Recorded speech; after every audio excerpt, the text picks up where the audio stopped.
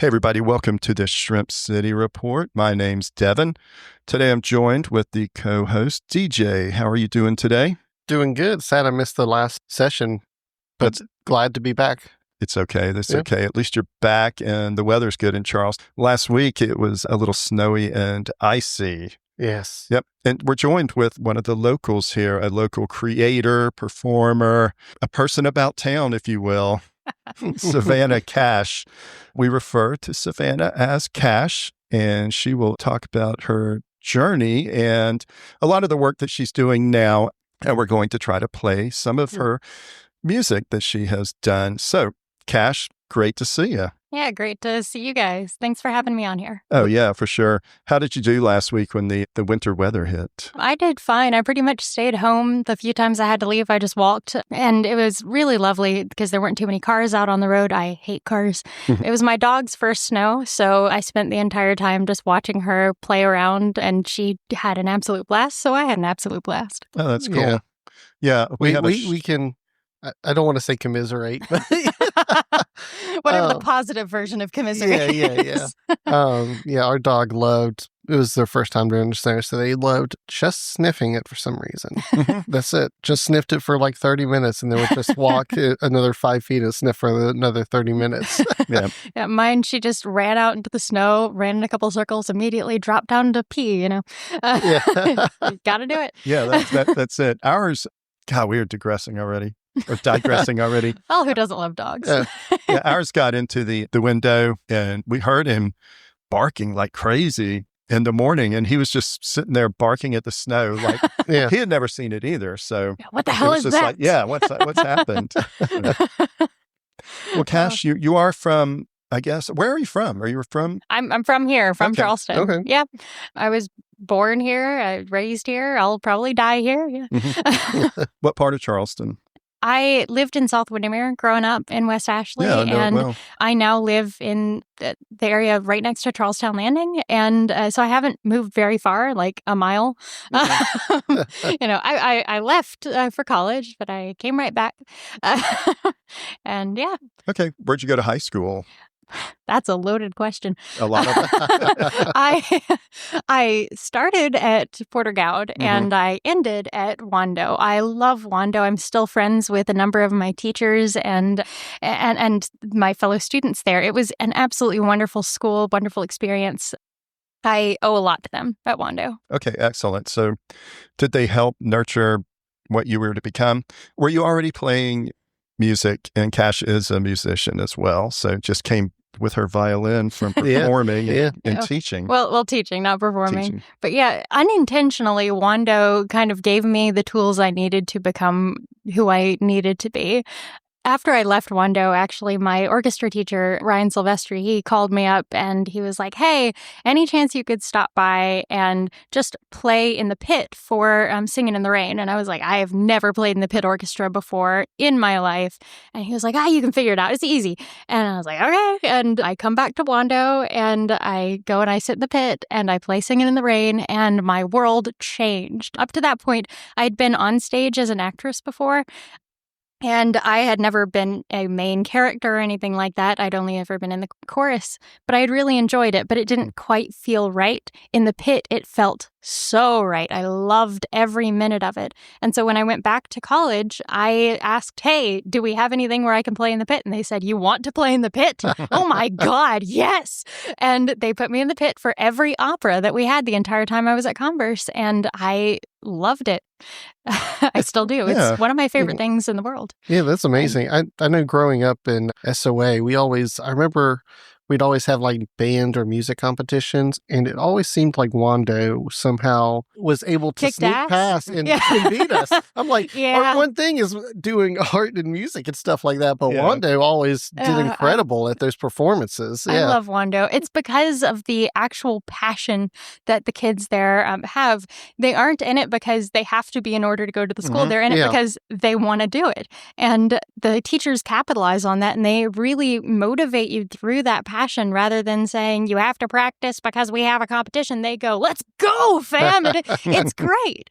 And that's why I'm still friends with Ryan to this day. Like, and his wife, because they have that like childish glee about their work that I do love SOA, and they're a wonderful school, but they lose that because it's kind of a career for their students, not just for fun. Yeah, good point. Good point. I mean, there is, I guess you could say there's a desire at Wando, but an expectation at the School of the Arts. That's a great way to put it. Definitely something to say, and I, again, don't want to besmirch my own alumni. There is something to say about burnout as well. Because especially when you're in middle school and high school going through that, I know there's like just a lot of students that just drop it as soon as they can. Yeah. Yeah, my sister, Harper, was one of those kids. She went to SOA. She was the president of her class. She did an amazing job. She had this performance as a senior that brought me to tears playing, I think it was the Barber Concerto. And then after she graduated, she refused to play the violin for like months. I don't think she's picked it up yet. It is crazy because it always seems like it's the most talented students that get the burnout fastest. And here's the thing, like I'm a professional violinist, right? And it's because I practice. I practice my ass off. And I've spent so many years studying and working to become the musician that I am. Harper has innate natural talent, and I'm so jealous. But SOA just kind of beat it out of her, that joy that she used to have for the arts. And I mean, she's still innately, naturally, musically talented. And I'm like, how are we related? You're so good at things. No, that's a good point, that there are, different perspectives on that. And I find it interesting that you love playing in the pit because is it because it's maybe more a camaraderie, or it's a womb of music? You're very comfy in there. Is it a nest? Does it feel like a bunker? Because I know does it feel like you're playing in World War II? I mean, in a lot of ways, it has that sense of the camaraderie that you get in those military stories. But I can't really put into words why playing in the pit is so wonderful to me. I can give you a little anecdote. I was very depressed and very anxious when I was in school, and I didn't really get treatment for it until I started therapy as an adult and started on medication rather recently. And I had many times growing up where I was so depressed that I thought about suicide and other horrible things. And I never hurt myself. I never even gave it any further thought because I was like, well, I do have orchestra tomorrow. Yeah. And I had that not obligation, but that purpose to look forward to. And then I would be sitting in orchestra and we would be playing whatever song. And then I would just have this moment of peace and calm, and just the depression, the anxiety, it was still there, but it didn't matter. It wasn't consuming me anymore. And I still have that now. Whenever I'm in orchestra, I'm like, yes. And it just, it completes me. And being in the pit of a show, you don't just have the music, you have the story. You have either like a couple of years or hundreds of years of other people's work and art creating this thing with you. It transcends time in a way that nothing else can. It's just glorious. And you don't get that same feeling on stage because you aren't constantly working on stage. At some point, you're going to step off. But in the pit, there is no break. You're just going. Even when you're resting, you're alert. You're watching the conductor, waiting for that next cue. And it's just the most wonderful thing to me. That's interesting because when I've seen orchestral work or symphonies or stuff, it seems like there may be a lot of downtime. I always wonder what the people are thinking about. Are you going through the beats? Or are you, are you peeking at the music? It depends on what instrument you play. So in the violins, we don't get a lot of breaks because composers are like, well, violins, they're easy to write for. And so we are constantly playing. If we get a rest, we're lucky if it's more than like 4 measures long. But like percussion and tuba and other instruments that aren't necessarily needed all the time, Well, they used to be that they would bring books and read them, and then they would just wait until they heard something that sounded like they needed to come in soon. They would drop the book, hit the drum once, and then go back to the book. Now, iPads, audiobooks. I knew one guy who did watercolor paintings. Oh, wow. Actually, that would be a pretty good side hustle. Oh, yeah. Be over there TikToking and the worst thing is we all get paid the same. Yeah. Oh my God. It's really not fair. That's not. You need to get some kind of thing going with that. Yeah, it's fine. Yeah. No, but we have fun. I think that's fun because that's a lot of stories right there. You could do your own show just about performing, and I think I love when we get people that are actually performing, whether it's the artists we've gotten, the musicians, the bands, the whatever. For the Jazz Fest last year, we got a really great clarinet player that plays on high-end cruises around the United States. Yeah. Wow. So he's like, man, I get to play all the swing and the classic music I want and eat from lobster buffets every day. So, yeah. I love performing, but it's not the performing that I love, it's the creating something. And that's why I love teaching. That's why I love writing, is because it's the creation aspect that draws me in so much. Yeah, there we go. That's really the key, I think, to this interview. So you went to high school and you said you went to Converse. That's in Spartanburg? Yes. Okay. Converse College, now university. Right. When I was there, it was college. What did you do there? Did you continue to is that where you got into creating your own stuff? So it's a very strange story. Something happened in high school and I ended up going to Wando, and I had this little thing in my head saying, I want to write a musical. And everyone in my life was going, that's dumb. You are not going to make money. You are going to be miserable. It's never going to make it to the stage. And even if it did, you would be so destitute. No, you need a real job. And I was like, okay, fine. So I looked at a bunch of colleges around the United States, and I decided to go into the field that I was best at, which is mathematics. And every college that I looked at, it was all men in every classroom. And I was like, oh, God, that's not what I want. I don't want to feel like I'm competing for half the population in every class. I just want to get better on my own. Sure. And I would go, well, maybe if I look at the music department, then it'll be, a more even split and I won't feel that pressure. Nope. More all men in all of the composition classes. And I was like, okay, I want to go somewhere where I can study and work on my studies, not on other people's perception of me. So I narrowed it down to Agnes Scott and Converse. And Agnes Scott had the better science program and everything, but Converse had the violin teacher, Sarah Johnson, who my violin teacher at the time, Rex Connor, was like, go study with Sarah. She's the best. And he was right. Sarah is the best. And they also had this composition instructor, Scott Robbins. And Dr. Scott Robbins is a brilliant guy. And I really wanted to study with him after hearing just a few minutes of his music and after talking with him for a few minutes. So I went to Converse and studied math as my main thing and music composition as my secondary thing, with the intention of going into math professionally. And I ended up starting a master's in math at College of Charleston. I did not finish that because I was absolutely miserable. And I was like, no, I got to go into music. Now, to be clear, I never intended on going into music. I definitely didn't intend to go into violin. It just kind of happened where I was like, oh, crap, that's what I got to do, isn't it? When I finished up at Converse, my pinkies stopped working properly. Every time they bent, they would click and pop, and it was really painful. And I knew I had arthritis, but it was worse than all my other joints, and I couldn't figure out why, and my doctor couldn't figure out why. And it was very frustrating. They were in splints for a while, and I couldn't really play the violin without my pinkies. Yeah. So for months, I was just working on math, starting my master's. And then a physical therapist is like, hey, I think you're just double jointed and that's exacerbating your arthritis. And so they put these little swan neck splints on my knuckles, and boom, suddenly I could move my hands normally again because I wasn't hyperextending the knuckles. And suddenly I could play the violin again. And that's the first thing I decided to do when I realized I could. And I just played and played and played until my fingers were literally raw. And I was like, oh, shit. This is what I'm meant to do. This is what I want to do. I found so much joy in it. So that's funny. Yeah. It's the absence of what you love, but what's that phrase? You absence don't know what makes you the have. Heart grow fonder or something like that. Yeah.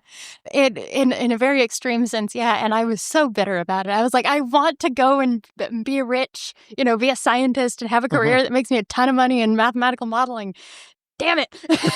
Instead, I went to grad school for violin. I did the post-baccalaureate program, artist certificate program at the College of Charleston under Lee Chen Xiao. Yeah. And she is an absolute angel. She's so mean, but she's wonderful. I love her. She's mean in a complimentary way. She never complimented me, but she might have complimented me once at my recital when I finished. But other than that, she was like, no, you can do so much better than that, but you're not. You suck. Well, fix this. You definitely want a mentor or person who helps you and, is truthful. You don't want someone just blowing smoke the whole time. Yeah, that's why I love Rex. That's why I love Sarah. That's why I love Scott. That's why I love Lee Chen. It's because they were all so mean to me. Like, they all told me when I sucked, and that's what I needed. I do not thrive on compliments. I thrive on people telling me that I'm terrible and need to be better. Did you thank them for being mean to you? Oh, yes. Yeah. If you look at the program from my show in October, I specifically thank those people for being so mean to me and pushing me to be better. Yeah, it's really interesting that people are devastated by critique or anything. I mean, especially if they've been pumped up, and say that someone is talented and whatever, and they have just slid through life. Just everything was, daisies and roses and fine wine. And then, you go somewhere like college or something, and all of a sudden everybody in the theater department's at least as good as you. Yeah. And probably, better and stuff like that. Big fish in a small pond, suddenly in the ocean. For real. And I think a lot of people should, if a director or a football coach or someone does spend the time to kind of dress you down, try to work with you, especially in those, as you grow in levels, that's really special. I think I would be, quite taken aback that someone sees something in me or something. But I guess you did that. You had great, mentors, as DJ said, and you definitely get props. At what point did you finally start writing that musical? It depends on your definition of start. Yeah. But my dad gave me the idea back in 2015. He was like, hey, you're about to turn 19 years old. 200 years ago, Mary Shelley turned 19 years old and she wrote Frankenstein. You should write a musical about that. And I was like, ooh, that's a really good idea. It's kind of kismet. 200 years later, someone the same age writes the musical. Yeah. And then I couldn't because I did not have the experience in life to be able to put words to the notions that needed to be covered. It's a very heavy show because there's these themes of love and loss. And the biggest thing is facing one's own mortality. And at that point in time, I was immortal. I was in college. Every college student is immortal. They can't die. And that's why they, go and do so many stupid things. It's because there's no risk because, they're idiots. And then a couple years ago, right after COVID had started dying down and, things were opening up again, and I had an audition coming up for actually the Charleston Symphony. I got hit by a car while I was biking to work. Oh, whoa. Yeah. Okay. Like full on, got smacked on the crosswalk, dragged 40 feet. Yeah, it was not pretty. And that same month, my dad was diagnosed with cancer. So all of a sudden, I was very familiar with my own mortality. Unfortunately. And I was also severely concussed. So I was like, you know what? I should write a musical now. Yeah. So that's what drove me to write it. My dad gave me the idea, and then things aligned so that by that time, I had finished my degree. I had finished my grad school education. I had failed in my career because there was no way I was ever going to ace that audition. I tried. I failed. And yeah, my dad was looking death in the eye with this cancer diagnosis. Yep. I was so scared about what was going to happen to me after getting hit. Everything just collided into me going, oh, I have purpose in my writing. Mary Shelley found purpose in her writing after she was, kicked out by her father, after she lost her daughter, after her whole world came crashing down around her. She found joy in creation. And I was finally able to sit down and write. I don't remember writing a lot of it, to be honest, because I was so concussed. Right. Like I one morning I just woke up and next to my bed on the bedside table was one of my composition books and one of the songs from the show. And I was like, oh, look at that. Wow. Well, that's better than... Were you able to write your own notes on your own composition then? Like critique your own work? So better than ever, because I didn't remember writing things. And so I had no attachment to it. I could be devastating towards myself because that was past me who I couldn't remember. That's amazing. That's a good idea. Yeah. I mean, I'm sure a lot of it's like a more extreme version of write drunk, edit sober, write concussed, edit still concussed. Right. At least you don't have, I mean, you're probably not going to get addicted to concussions. Yeah, no. Hopefully. Yeah. No. But then... No, I'm not a football player, no. Right. Sorry to do that dig on you. But no, that was no fun. I will tell you. My dad is okay now, by the way, and he came to see my show. Yay. And, that's great. It was everything we wanted it to be. That's good. Now for your, I'm sorry, for your sequel, are you going to have to get pushed out of an airplane? No, with the sequel, I realized that, say sequel, with my next show, I realized that I just needed to approach the writing in a way that was transparent, because when I explain how I write to people, when they're like, oh, I wish I could write a musical, I'm like, you can. Then they look at me like I'm crazy when I explain the process to them. They're like, what are you talking about? So I have a little YouTube channel that's currently on a little hiatus, but the hiatus should end probably this week, actually, because I've been editing the footage from my show this past October. And on that YouTube channel, I'm chronicling the process of writing my next show. And that's to make it accessible to everybody, and also to, give me accountability as I'm writing. Yeah. That's a great idea. And it's a lot of fun. And plus you share, and it also, frankly, it's promotion and all. Yeah. That sounds like just a musical sounds like just so much work. DJ, are you going to start your musical this weekend? No. Oh, it's...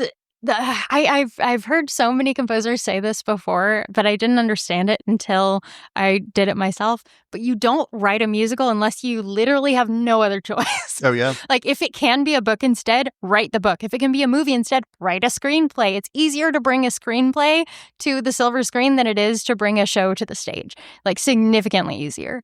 Yeah, there's everything. And you're doing all of it. You are composing, you're doing the music, you are...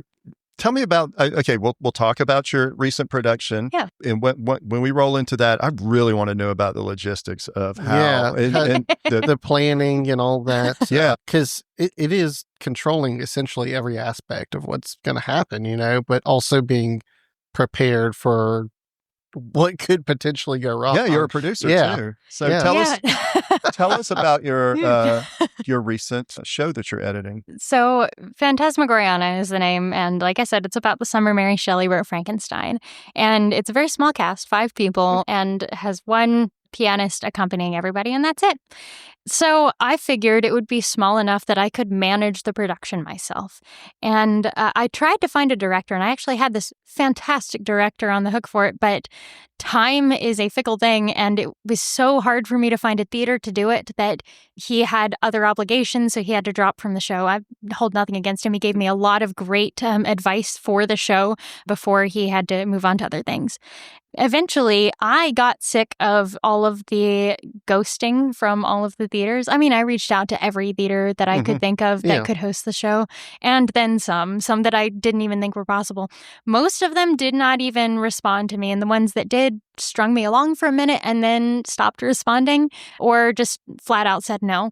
And the reasons were never given, but it was pretty clear that it was because I was not a known quantity. I was somebody that they knew nothing about me. They knew nothing about my work. It was untested, and they didn't want to take their chances. Even when I offered to finance the whole thing myself, they were like, nope, that's not going to happen. And it was very frustrating. So eventually that frustration mounted to a point where I was like, okay, you know what? fuck it, I'm going to do it myself. Yeah. So I reached out to a bunch of venues around town and I was like, hey, how much would it cost for me to rent out your place on Halloween night? And I found a place that worked. And I found a cast and I found a pianist and I made all the costumes myself. I did all the budgeting and marketing myself. I did everything that I could do myself to save on money. And I planned it out in a little book. Every rehearsal, what we would do in each rehearsal, because I was also directing the damn thing. And I planned out how all the costumes would be done, when they should be finished. I had a timeline for photo shoots, for goals and getting audience members into seats. I had to schedule out everything, plan out everything. I mean, at this point, I'm about to ask, were you also the 4 actors and the pianist playing? Okay, so I was very nearly one of the actors, actually. Okay. I wrote the role of Mary for myself originally, and when I was casting it, I was talking to my family, and I was like, okay, I want to be Mary, and they're like, no, yeah, that's crazy. And I was like, well, okay, I will give up the role of Mary if I find somebody who's somehow better suited to it than I am. So Elizabeth Hoyland is incredible. I love her. She is amazing. I worked with her once several years ago and her voice stuck in my head. So I reached out to her. She was like, actually, I'm moving back to Charleston like the day of rehearsals starting. How about that? And I was like, wow, that's bizarre. She had moved to DC and she just happened to be moving back into town when rehearsals started. And I was like, well, if you want to audition, you can. And she auditioned and I was like, oh, wow, that's Mary. And she was incredible. And she is a mother. And so she brought another dimension to the character that I didn't realize existed. And I was like, damn, you are just, wow. I mean, I learned over the course of the whole thing to let go and realize when someone else can do better, and to also realize when I can do better than someone else. So like with the costumes, I reached out to a bunch of people to see about them making them or buying some pre-made costumes, and I very quickly realized no one got it.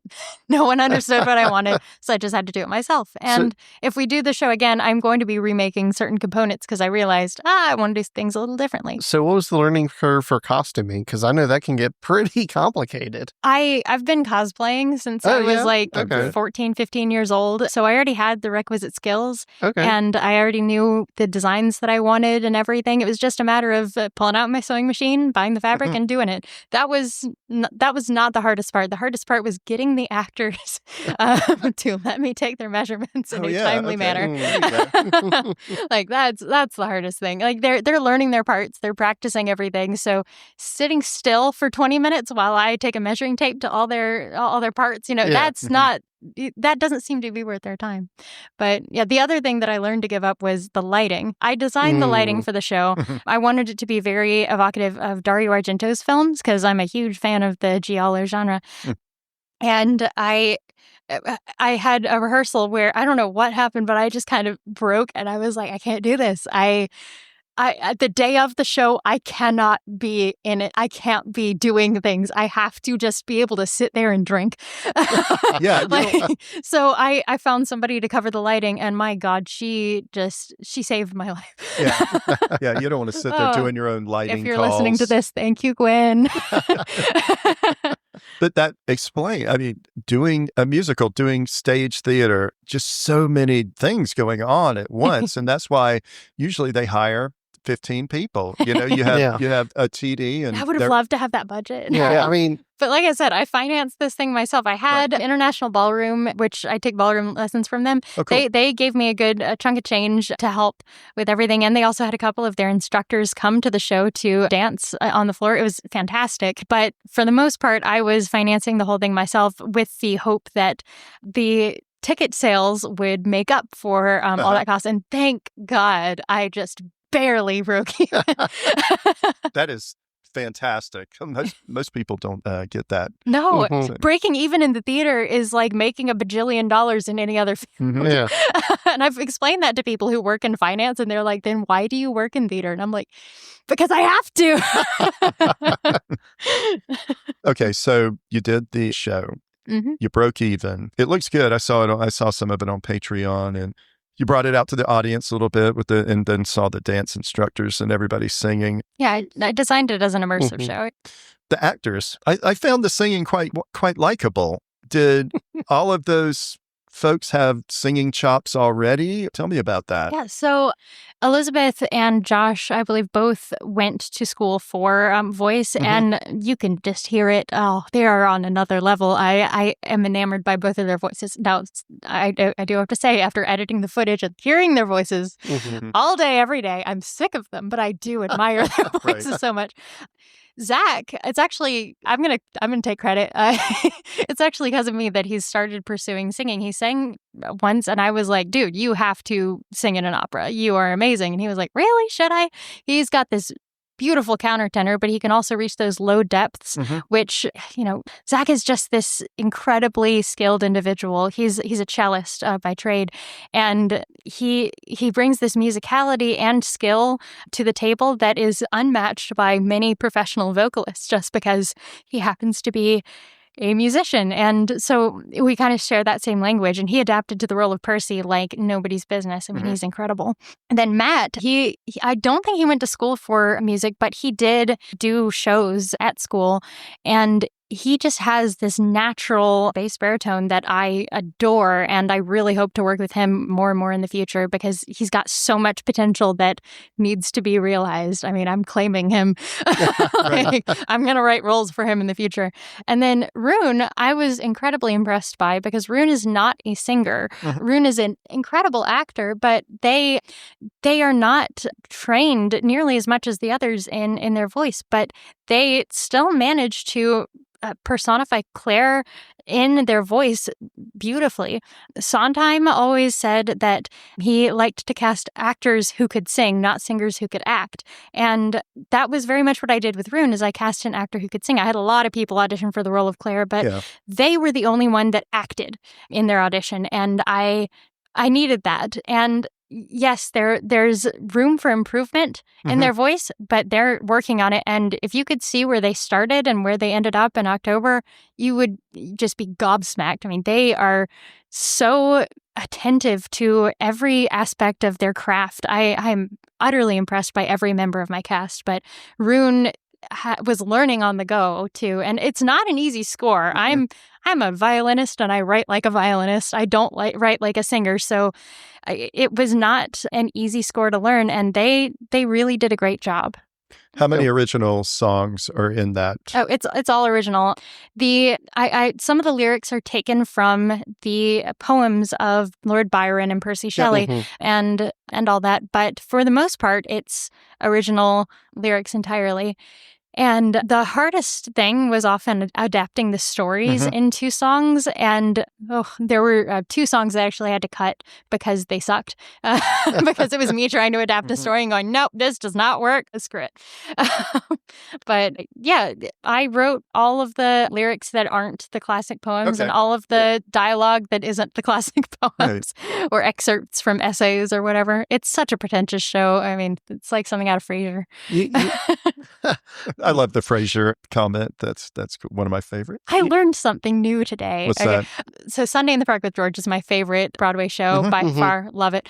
Apparently Kelsey Grammer was in the workshop cast, but the role that he played, I believe it was the soldier, they wanted that actor to be able to double for George. So Kelsey is a baritone, whereas Mandy Patinkin was a tenor. So they had to find somebody new.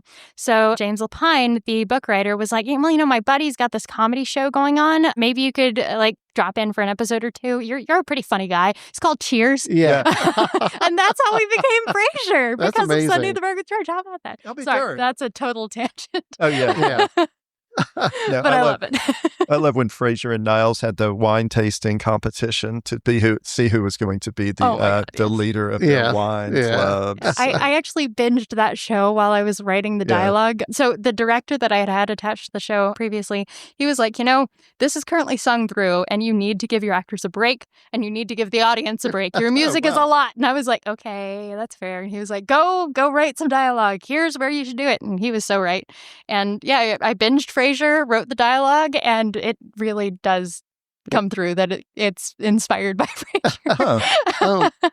So you mentioned a lot about seeing all these actors and all these performers grow. It almost kind of links to your teaching aspect. Do you find like I guess being a composer, being a producer, kind of nurturing to who's involved in the play? Yeah, I'd like to keep my teaching separate from other aspects of my life, but it's just not feasible because if you're a teacher, then you're always a teacher. Yeah. And it's not like you go around lecturing people on the right way to do things, but you want to see them grow. You want to see that improvement. It's like a gardener going to like some random place and seeing some flowers growing. They're going to appreciate the flowers. They aren't there to nurture them themselves, but they're going to appreciate them. It comes through there. And I would like to get into theater education down the line somehow, whether that's talking to kids who want to write musicals of their own someday or whatever. I think it's a really important thing to educate kids in the theatrical arts because it is one of the oldest art forms in existence. Absolutely. It'll be interesting to see if a new generation is into long-form composition or good Lord, writing concertos and symphonies and stuff. I mean, talk about long-form, but, plays, and they're stitched together no matter what, usually with musicals. And I thought it was funny that they were telling you to give the actors a rest, give the singers a rest. So yeah, can you imagine those songs that you've heard with no breaks in between? I mean, oh boy. So you're editing this one down. Do you have plans for anything else? Yeah. So the show happened in October. I had actually Rune's spouse came and filmed it with the crew, and they did a fantastic job. There were a couple of kinks here and there, but working it out in post. That footage should be fully edited and posted for all to see on my Patreon on April 5th. It'll be streaming for everybody. How do we get to your Patreon, and what are some of the levels that we could so it's patreon.com/Cash Composer, or you can just Google Patreon Cash Composer, or, you'll know how to use Google. The show's called Fantasmagoriana. Figure it out. Right. And there are a number of tiers. The $1 tier is basically hey, you're cool. I just want to give this token of appreciation for your work, and just know that I go, yes, oh my God, I've got a new Patreon. Even when it's that $1 tier, it really means a ton because that $1 is a whole person who believes in my work and my art, and that's just incredible. The next tier up is the $5 tier, and that gives access to pretty much everything that I post, all the behind-the-scenes stuff, all of the songs and everything, all of my little rants and ramblings, my here's what I'm currently working on things. Then the $10 and $20 levels give increasing access to exclusive content and occasional streams of things and just some fun surprises. The $20 tier especially gets, whenever I do have a performance, special discounts on those performance tickets that aren't available to anybody else. And they get premium access to I cannot speak. Premium access to everything before anybody else. So the stream will be up on April 5th for the show, but in the meantime, the $20 people will have access to rough drafts of stuff before anybody else. And then if you don't want to give me money, that's fine. You can subscribe for free and have access to my monthly updates where I just give a little list of everything that I'm working on, and I usually get through my whole list. Usually. Not always, but I try. And it's my goal with the Patreon is double-ended. On the one hand, yes, I would like it to get to the point where that's my main source of income and I don't have to worry about paying my bills. That would be lovely.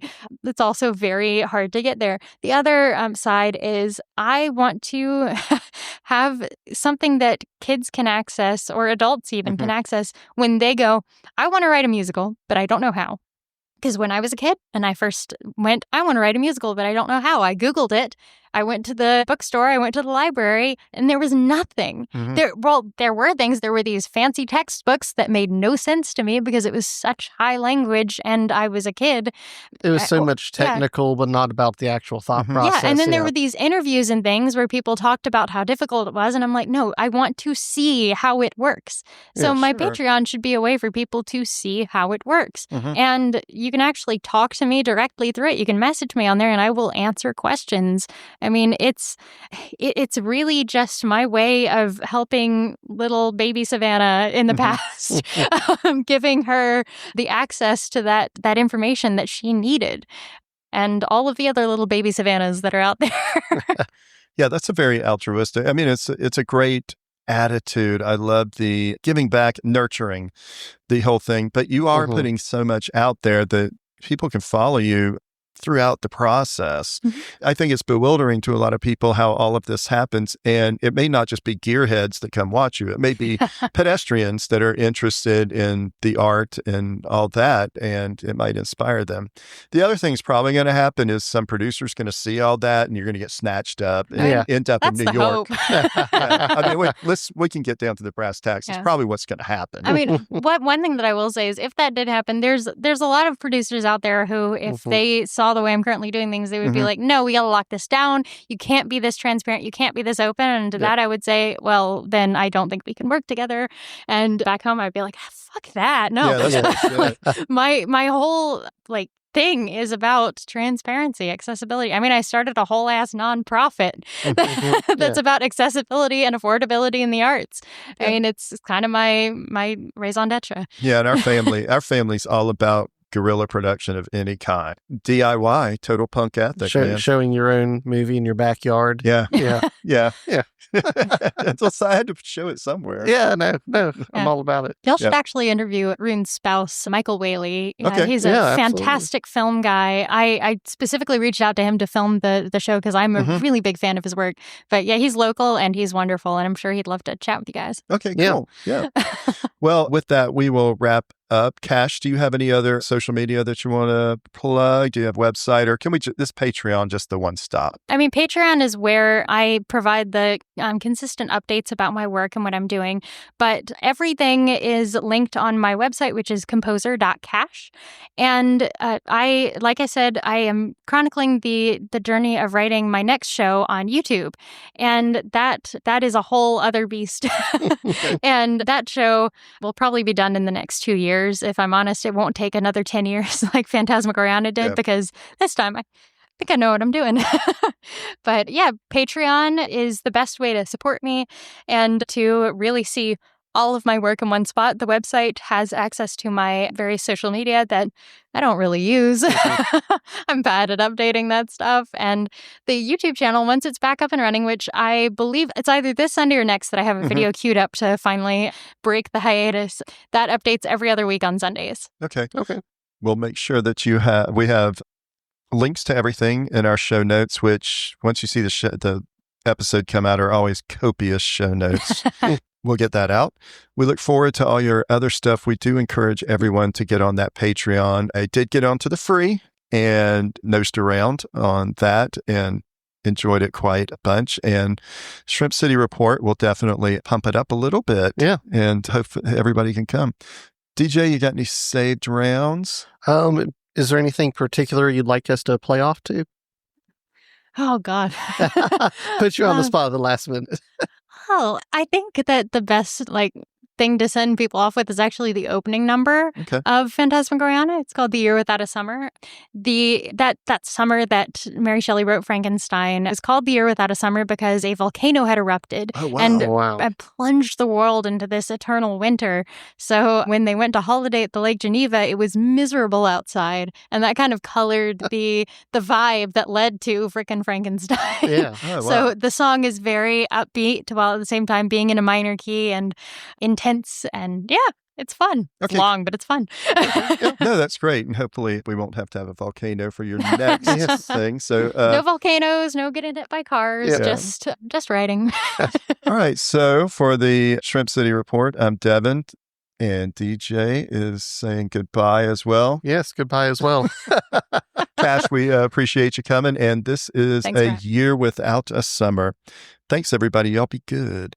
It's hard to say goodbye to home, to family, all I am. Less so to rumors and to lies, warrants and debts, consequence damned. And what a time to journey in the wake of a storm.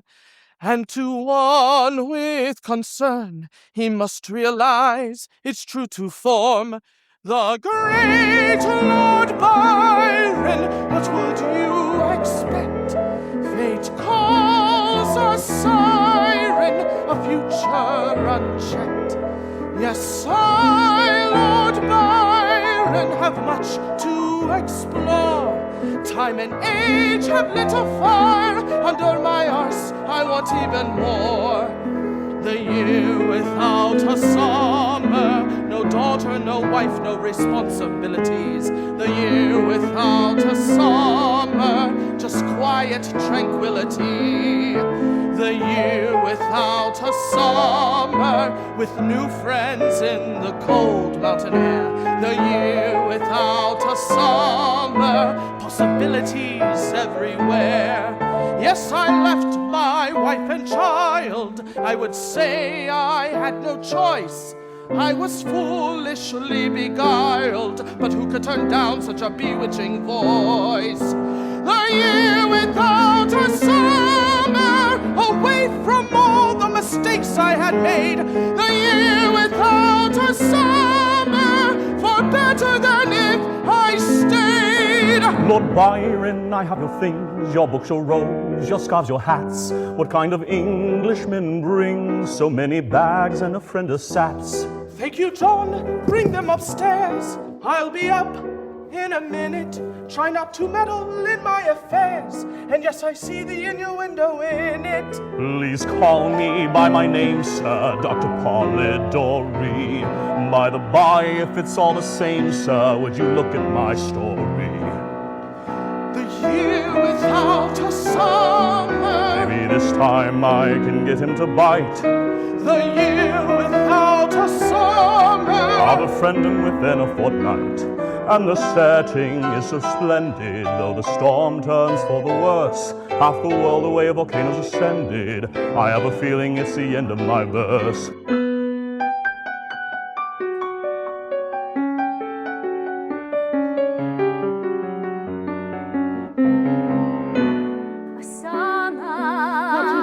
At last, a summer, when look back on the past, a summer, with my Marian son, our lives together have only begun. The year without a summer, Monsieur and some the mademoiselle, year without a summer. it's time to say farewell.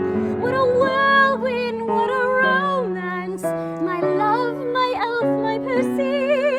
From Great Britain all the way to France, there is nowhere and nobody I'd rather see. The year without a summer. But together we shall weather it all. The year without a summer. And we'll have our wherewithal. Percy, why, but how nice to invite us. Percy, what a lovely honeymoon. And Mary, Lovely to have you beside us. I couldn't resist inviting my sister. She should be joining us soon. a summer full of mystery. A summer with our friends and their wives. A summer to go down in history. Here's to the start of the rest of our lives. The year without a summer. To hell with everything we left behind. The year without a summer, where our fates are intertwined. The year without a summer, with a new life when our sights abound. The year without a summer, there is so much to be found. On the sea, on Lake Geneva, I would leave behind my old life. Back in England, I had to leave her, my country, my daughter, and of course my wife. The year without a summer, with volcanoes as ash falls from the sky. The year without a summer, it was time to say goodbye.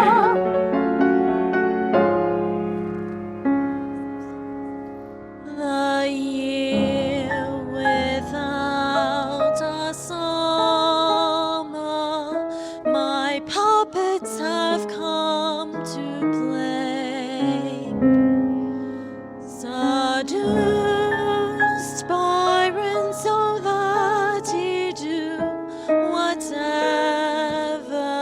I say.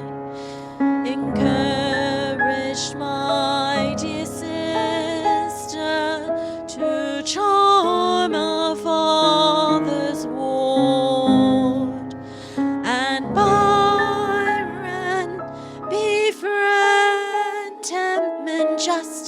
let down their guard. The year without a summer. Le Clermont, j'adore ma c'est belle. The year without a summer. Claire, that vixen, what the hell?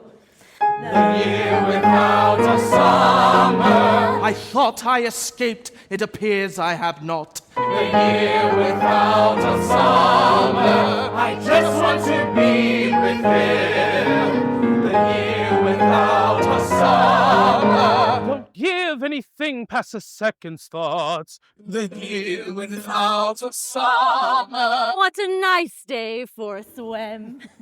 The year without a summer. With friends and lovers and everybody. The year without a summer. In a summer. In a summer.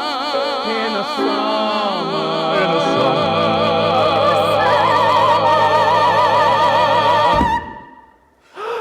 At Villa Diodati.